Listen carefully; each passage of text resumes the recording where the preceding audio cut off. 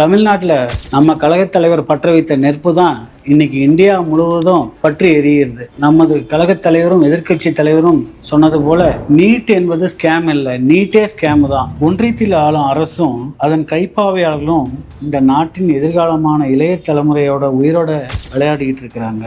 அனிதா தொடங்கி எண்ணற்ற இளம் மூட்டுகளின் உயிரை பறித்தது தான் இந்த நீட் தேர்வு. இது தகுதி தேர்வு அல்ல, தகுதியே இல்லாத ஒரு தேர்வு.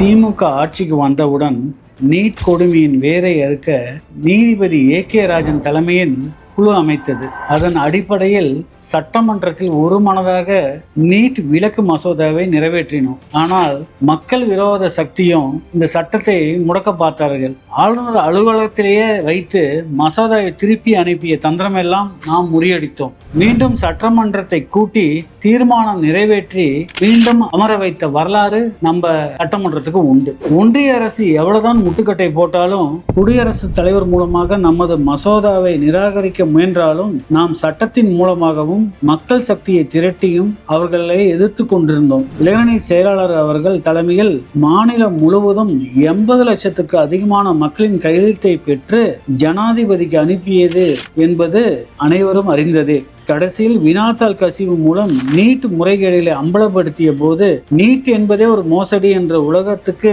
நிரூபணமாகியுள்ளது. மாணவர்களின் எதிர்காலத்தை சூதாடும் இந்த சக்திக்கு அடிபணியே மாட்டோம். நமது எதிர்க்கட்சி தலைவரும் நமது கழக தலைவரும் இதற்கு போராடிய போராட்டங்கள் மிக அதிகம். அதுக்கு வலு சேர்க்கும் விதமாக நாம் அனைவரும் துணை நிற்போம். வாழ்க திராவிடம்.